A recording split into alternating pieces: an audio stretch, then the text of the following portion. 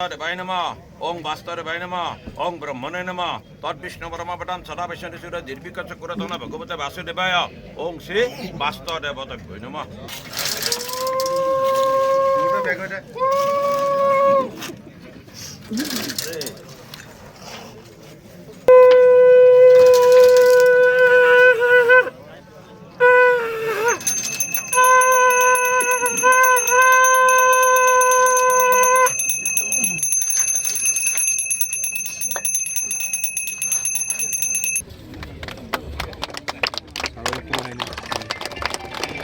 এপিনে চাই দিব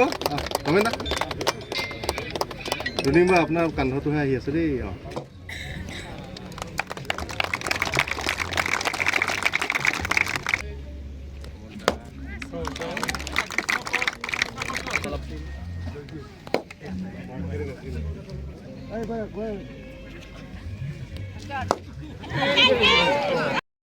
এয়া বৰপেটা জিলা ক্ৰীড়া সন্থাৰ সভাপতিয়ে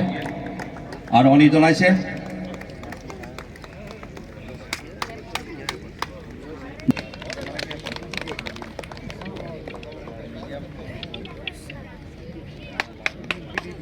বহুদিনৰ আশা, বহুদিনৰ প্ৰত্যাশা আৰু বৰপেটাবাসীৰ হৃদয়ৰ এটা সপোন আজি বাস্তৱত পৰিণত হ'ল। চাওক, আজি অসম ক্ৰিকেট সন্থাক মই তেওঁলোকক ধন্যবাদ জনাইছোঁ। তেওঁলোকে আজি ইয়াতে এটা তেওঁলোকৰ ক্ৰিকেট একাডেমি আৰম্ভ কৰিলে। লোৱাৰ আছাম জোনত আছাম ক্ৰিকেট এছ'চিয়েশ্যনৰ যিটো ক্ৰিকেট একাডেমি পেভিলিয়নটোৰ সৈতে মাজত এখন ক্ৰিকেট গ্ৰাউণ্ড, য'ত 5খন ভাল উইকেট আছে, ৰেড ছইল ব্লেক ছইলে সংমিশ্ৰিত, আৰু তাৰ লগতে 10খন প্ৰেক্টিছ উইকেটৰ এটা খুব ধুনীয়া ক্ৰিকেটৰ প্ৰকল্প আজি উদ্বোধন কৰিবলৈ ময়ো সুখী হৈছোঁ। আৰু বৰপেটা জিলা ক্ৰীড়া সন্থাৰ বিশেষ তৎপৰতাত এই কামখিনি অতি সুচাৰুৰূপে হৈ গ'ল। তাৰ কাৰণে মই সভাপতি গুণীন দাস ডাঙৰীয়া আৰু সম্পাদক, আগৰ সম্পাদক, বৰ্তমান তেখেত অসম ক্ৰিকেট সন্থাৰ সম্পাদক সনাতন দাস ডাঙৰীয়াকো ধন্যবাদ জনাইছোঁ। আৰু অসমৰ মাননীয় মুখ্যমন্ত্ৰীক ধন্যবাদ জনাইছোঁ যে তেওঁৰ প্ৰচেষ্টাত এই যি তেওঁ আমাক 33 বিঘা মাটি ইয়াতে অসম ক্ৰিকেট সন্থাক এলটমেণ্ট দিছিলে, তাতে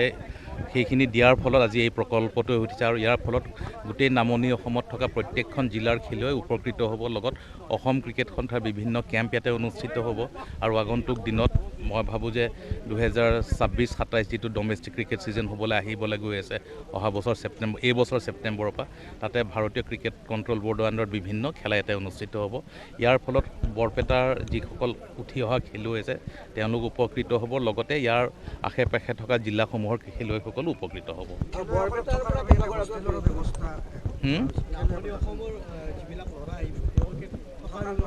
আজিৰ তাৰিখত যিটো পেভিলিয়ন আছে তাতে আজিৰ তাৰিখত 25জন খেলুৱৈ থাকিব পৰা ব্যৱস্থা আছে। আৰু আজি ইয়াতে মই এটা প্লেয়াৰ্ছ হোষ্টেলৰ ফাউণ্ডেশ্যন অনুষ্ঠানতো অংশগ্ৰহণ কৰিলোঁ। আৰু মই ভাবোঁ যে 6 পৰা 8 মাহৰ ভিতৰত প্লেয়াৰ্ছ হোষ্টেল, য'ত প্ৰায় 80 পৰা 100জন খেলুৱৈ থাকিব পৰা এটা হোষ্টেলো আটকধুনীয়া হোষ্টেল হৈ উঠিব। ফলত যেতিয়া আগন্তুক দিনত ডাঙৰ ডাঙৰ কেম্প হ'ব, ইয়াৰ সমস্ত প্লেয়াৰ এই হোষ্টেলত থাকিয়ে ইয়াতে অনুশীলন কৰিব পাৰিব। অসম ক্ৰিকেট সন্থাৰ যিটো একাডেমি আছে ACSCA, Assam cricket association cricket academy, তাৰ এটা সপোন আছিলে আজি কিছু বছৰৰ পৰা, বা এটা পৰিকল্পনা আছিলে যে অসমৰ 6টা জোন আছে অসম ক্ৰিকেট সন্থাৰ আণ্ডাৰত, প্ৰত্যেকটো জোনত এটা এটা satellite academy under Assam cricket association স্থাপিত কৰা। আৰু তাৰ ফলত সেই যিটো পৰিকল্পনা, সেই পৰিকল্পনাৰ প্ৰথম পদক্ষেপ হিচাপে আজি বৰপেটাত এইটো লোৱাৰ আছাম জোনৰ কাৰণে একাডেমিটো আজি মই উদ্বোধন কৰিলোঁ। আৰু তাৰ লগতে আমাৰ যিটো উমৰাংচুত ক্ৰিকেটৰ যিটো ফেচিলিটি আছে, তাতে আমাৰ বৰাক ভেলী জোনটোৰ কাৰণে তাতে সেই যিটো প্ৰকল্প হ'ল, যিটো মাননীয় মুখ্যমন্ত্ৰীয়ে 4 ডিচেম্বৰত উদ্বোধন কৰিছিলে, সেইটোক আমি অসম ক্ৰিকেট সন্থাৰ একাডেমিৰ ছেটেলাইট একাডেমি বৰাক ভেলী এৰিয়া হিচাপে আমি আজি অনুষ্ঠানত ঘোষণা কৰিছোঁ। আগন্তুক দিনত আমি বৰহমপুৰ, বিশ্বনাথ চাৰিআলি আৰু ধৰি লওক আপাৰ আছামৰ এটা বিশেষ স্থানত আমি তেনেকুৱা ধৰণৰ প্ৰকল্প কৰিবলৈ গৈ আছোঁ। ইয়াতে আমাৰ পৰিকল্পনা আছে এই হোষ্টেলখিনি হোৱাৰ পিছত ইয়াৰ লগত আমি কিছুমান গেমছৰ ব্যৱস্থা কৰিম। যেতিয়া আমাৰ এটা পাৰ্মানেণ্টলি প্লেয়াৰখিনি থাকিব হোষ্টেলটো হোৱাৰ পিছত, তেওঁলোকক মনোৰঞ্জনৰ কাৰণে হওক বা অনুশীলনৰ কাৰণে হওক অন্য ইনডোৰ গেমছৰ আমি ফেচিলিটি কৰি দিম। আৰু যদি দেখোঁ যে ইয়াতে আমি বাৰিষাৰ সময়তো যদি আমি ক্ৰিকেট চলাই ৰাখিব লাগে, হয়তো আগন্তুক সময়ত অসম ক্ৰিকেট সন্থাই ইয়াতে এটা ইনডোৰ ক্ৰিকেট ফেচিলিটিও ব্যৱস্থা কৰি দিব। আৰু যদি আমি দৰকাৰ হয় ইয়াতে আজিৰ তাৰিখতে মই নকওঁ কাৰণ সেইটো এটা যথেষ্ট খৰচী বিষয় দৰকাৰ হ'লে আমি ইয়াতে এটা ফ্লাড লাইটৰ ব্যৱস্থা কৰিম যদি ইয়াতে ৰাতিও খেলাৰ এটা পৰিৱেশ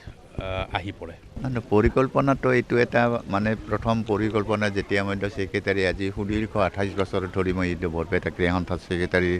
পদত অলংকিত হৈ আছিলোঁ তাৰ মাজেদিয়ে বৰপেটাৰ বিশেষ কৰি যদিও ভলীবল প্ৰাণকেন্দ্ৰ আছিল কিন্তু মই নিজে ফুটবল প্ৰিয় মই ভলীবলটো ৰাখিলোঁ ফুটবলটো মই ক্ৰিকেটত মনোনিৱেশ কৰা হ'ল আৰু সেই ক্ৰিকেটত তেতিয়া মই জন্ম দিছিলোঁ কৃষ্ণ দাসক যিটো কৃষ্ণ দাসে তাৰমানে বিভিন্ন হেৰিত এই টেনিছ বল খেলি আছিল তেতিয়া মই কৃষ্ণ দাসক মই লগ পাই কৈছোঁ তই টেনিছ নালাগে দেশবদ্ধ খেলাৰ কাৰণে তই ফিল্ড লগা তেতিয়া মই কৃষ্ণৰ তাতে এটা মানে গুণ দেখা পাইছিলোঁ অদূৰ ভৱিষ্যত তাৰমানে আমি তাক যদি অলপ কিছু যদি মানে প্ৰশিক্ষণৰ মানে ব্যৱস্থা কৰিব পাৰোঁ আমি ওপৰলৈকে লৈ যাব পাৰিম ঠিক তেনেদৰে কৃষ্ণ ৰঞ্জী প্লেয়াৰ হ'ল তাৰ পাছতে অৰূপ হ'ল তাৰপিছত তাৰমানে এই অম্লানজ্যোতি আহিল আমি মানে সাতোটা মেন মানে প্লেয়াৰ ৰঞ্জী প্লেয়াৰ আমি সৃষ্টি কৰিলোঁ আৰু ক্ৰিকেটেদি বিশেষ কৰি বহুতখিনি ওপৰলৈকে গুচি গ'ল কিন্তু সেই ধাৰাটো এতিয়াও অব্যাহত আছে আৰু আগলৈ মই যিমান দিন থাকোঁ আসাম ক্ৰিকেটত তাৰমানে ছেক্ৰেটাৰী হৈ মই আজি দেৱজিৎ শইকীয়া লনেন্দ্ৰ কৈছেও মানে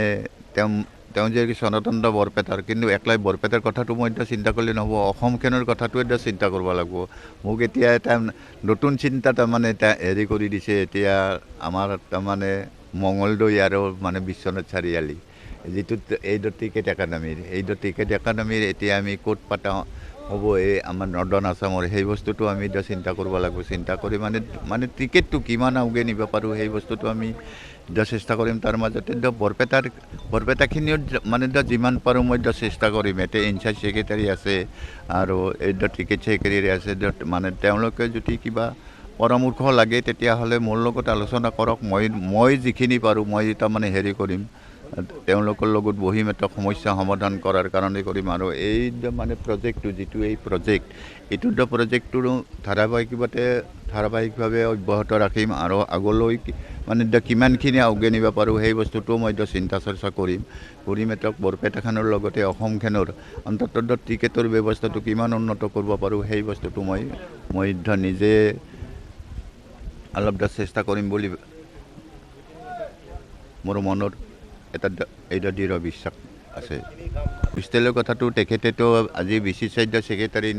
তেওঁ নিজে কৈছে 7 মাহৰ ভিতৰত তাৰমানে কৰিব আমি 7 মাহৰ 6 মাহৰ ভিতৰত যদি কমপ্লিট কৰিব পাৰোঁ আমি 6 মাহৰ ভিতৰতে মদতে কমপ্লিট কৰিম আৰু বাকী যিখিনি আছে যিটো তাৰমানে তেখেতে কৈছে আমি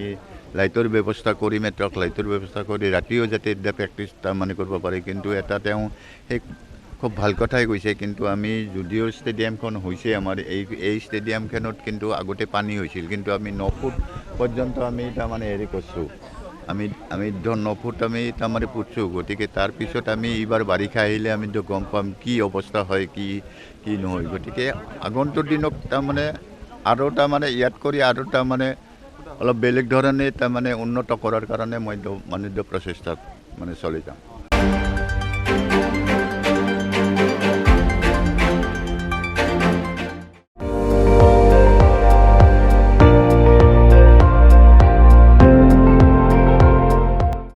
আপুনি চাই আছে ND24 সৰ্বশ্ৰেষ্ঠ নহয় সৰ্বোত্তমৰ দৌৰ